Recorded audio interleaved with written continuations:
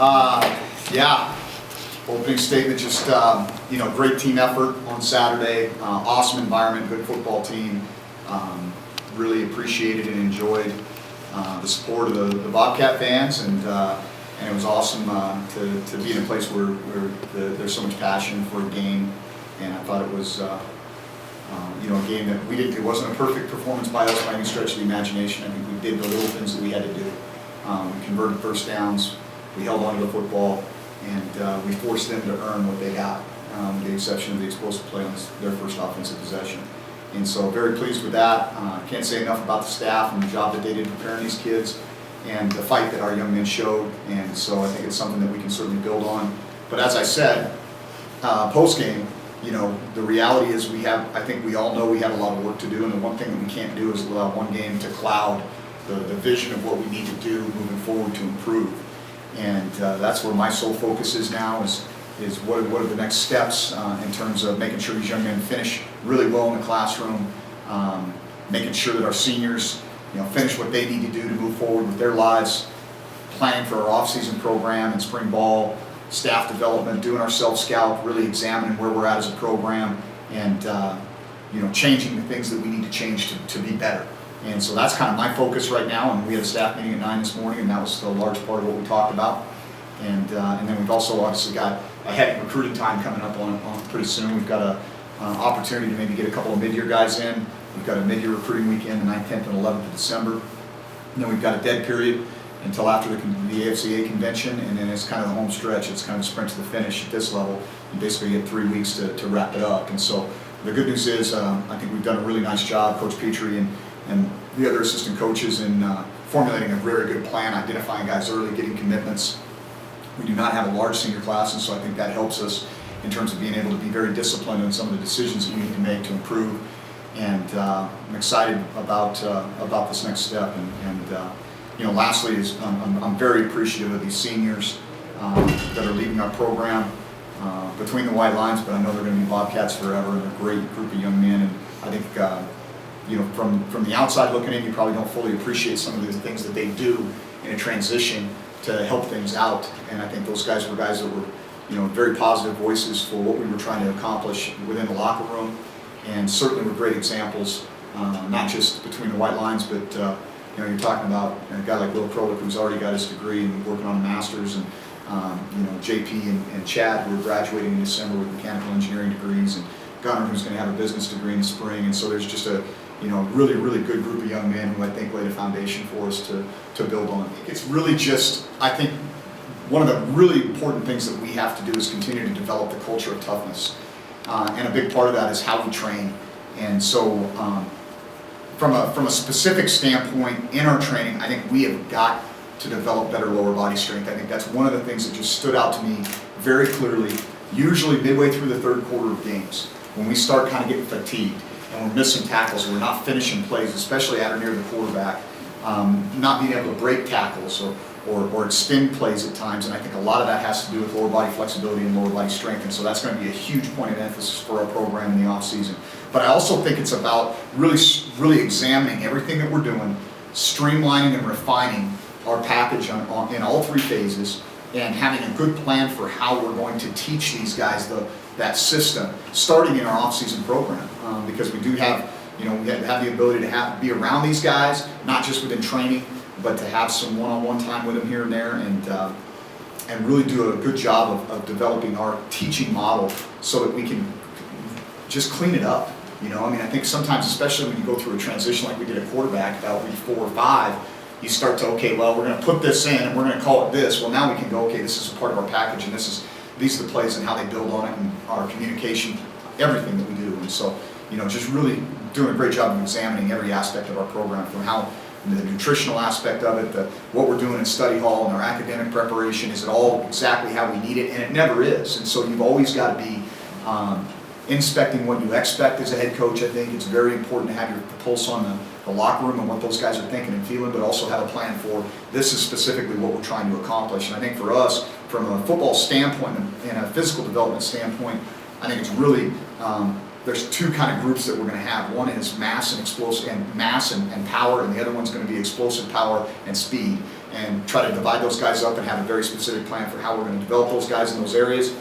And then look at everything that we do. I mean, like I said, the academic part of it. You know, if we know we have a kid who's got some deficiencies in math, don't wait till his third test to get him a tutor. Get him a tutor going right away, and take care of these kids from that standpoint so that they understand that you know, we've got a plan in place to help them in every aspect of their life. After the game, you talk about how dangerous, or even more dangerous, Chris could be if he became multidimensional. So how do you take those steps forward to make sure he can become more polished in the passing game? Yeah, well, I think a lot of it is just us doing a good job of refining that package. Like I said, you know, we had a heavy drop back package going into the fall because that was Tyler's strength. And that was certainly not Chris's strength right away to say, I'm going from here to here to here. It was more, okay, what do I have to do to put this guy in a position where we're moving the pocket and here's where you're going with the ball. And identifying that those route combinations that he can just throw 1,000 times to those guys in show your gym or in the arena, or if we're lucky enough to not have too much snow to get outside and do that. And so I think and it's not just him, I think there's going to be some football 101 that we need to do with our entire team, because we are a very young roster. We became younger, you know, yesterday or Saturday when all those seniors finished their last game here. And so we need to do some football 101, we need to do some quarterback school, we need to do some speed school, we need to do some pass rush school, and that's all got to be a part of their development in the offseason. And I think Chris is committed to doing that. He's got a decent motion. I mean, it's not like he's got this really funky, weird motion. It's a little long, and he needs to compact that a little bit. But I think the biggest thing for him is going to be that weight room and him being able to put some mass on his body and drive the ball at his targets. I think that'll increase his accuracy and his confidence, and I think that's kind of the next step for him.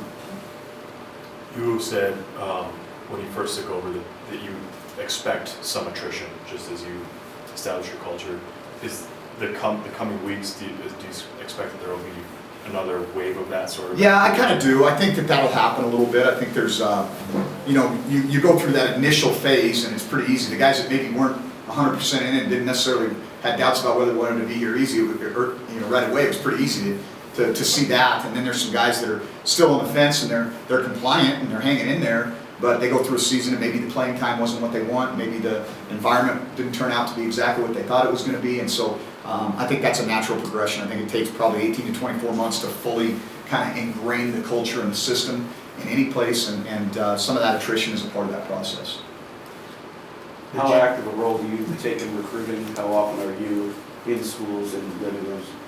Well, I think the interesting thing is at the FCS level, head coaches can be more involved than you can at the FBS level, and so I'm going to take advantage of those opportunities, and I'm going to get in every kid's house that we're recruiting and sit down with their parents and get into as many high schools, especially in the state of Montana, as I can, to continue to develop strong relationships with the coaches. I think it does make a difference when the head coach is there, and I think that's something that I have a passion for. I actually love recruiting. I think it's an extension of the competitive nature of this game, and some of the recruiting battles are even more fierce at times than the battles that you fight between the white lines, and I know how important that is for us to be able to improve our talent level and to continue to get great young men here. And I think doing our homework, that's one thing I'm so proud of our staff on, is a lot of the kids that we have committed to us right now have been on board since the summer, and they're guys that have been on campus, their families have been on campus. They're committed to Montana State, not just the staff and the football program. That's certainly a part of it, but I think they truly feel like this is the right place for them. And I think we have a good group of young men here right now, and I think we can stack some other guys on top of that and let these guys develop. And we have to have a great offseason. First year as a college head coach, what are some things maybe you learned about yourself as a coach throughout this process? Well, I think I learned that you kind of have to step back sometimes before you make decisions. I think it's easy to be react out of emotion, and especially when that's kind of been your calling card. That I'm the fiery guy, and so that's been something that I've worked on. And I think there were games where I didn't have the high level of poise that I probably needed to have, and I think there were other games where I did a good job of maintaining my poise and being thoughtful about what the next step is, and being a sounding board instead of demanding to the coordinators. And you're always going to have your moments, but I think that's something that I've learned. And it's not just the football part of it. It's what if a kid makes a poor decision or you don't get your way. sometimes you got to be able to step back and just say, hey, okay, how do we make this work, and try to be thoughtful about it and respectful of other people, and so I think that I've learned some patience for sure.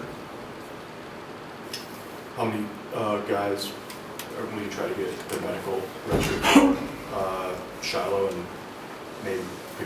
So that's a little bit of a misnomer. So there's the medical red shirt is not really, I mean, you get 5 years to play for. Yeah. The only way you're getting an extra year back is if you have a documented injury, and then you lose an additional year. So you had an injury, and that forced you to red shirt, and then another injury occurs, and that's documented as well, and that allows you to buy that year back. Okay, and so a lot of it depends on some of the surgery things that are going to happen. I mean, there's going to be some guys that are going to have the surgery that already, maybe some of you have already had those surgeries, and they're going to have to make some decisions about whether this is something they want to continue to do. And so I haven't had a chance to debrief with Rob. I think a lot of those things are going to kind of come over the next 2 weeks. Some of these kids are going home for Thanksgiving. They're going to consult with physicians. They're going to talk to their families. We'll come back. We'll have a chance to sit down with them, see where we're at. And any of these guys that want to move forward with the appropriate paperwork, we're going to file it and see what the NCAA has to say. You only get that year back once you've exhausted those 5 years of eligibility anyway, and so Charlotte wouldn't fall into that category anyway. A medical red shirt would give you a 6th year. These guys are talking about getting that 5th year back, and so it's kind of up in the air right now. It looked like some of the emotions were running high after the game ended on the field between the teams. Did you see any of that? Or I shook Coach Stitt's hand. Wanted to make sure we got our hands on that trophy, and I know there was some pushing and shoving, and they probably didn't appreciate some of our guys, on the logo, and I get that, and they want to protect their turf, but that's a rivalry game, and their emotions are going to run high. But I thought the coaching staffs did a good job of kind of minimizing that, and that's part of the game. And then Gerald coming out without a shirt on, what did you Well, I just shake my head and laughed. I was like, God, I wish some of our guys looked like that. He did the same thing a couple of years ago when we were in Pullman, and it was like 17 degrees and -20 wind chill. It was like the coldest Apple Cup ever played. Kind of a mindset come out. I was like, it's 40 degrees and sunshine, GA. We're all right, but so hey, I love Gerald, and I think he's done a great job with our guys in the back end, and he brings that passion and that emotion as a young coach. When he's my age, he'll keep his shirt on. Speaking of that, have you seen the topless picture of you? That's Vladimir Putin. So anyway, we'll leave that one alone. Do you expect any staff turnover or anything like that? I don't think you can ever say at this point. I think there's 2 things that I definitely have on the radar. Number one is I think we've got some very good young coaches that are from places where people know who they are and what they can do. And the second thing is the FBS is allocated an 11th full-time coach now. And so how that plays out will be very interesting. Are they going to do that right now? Are they going to wait until the spring? I'd rather they do it now, because then you don't have somebody coming in and saying, oh yeah, we want to hire that guy in May or June. And so, as I told our staff, I want the best for them and their family.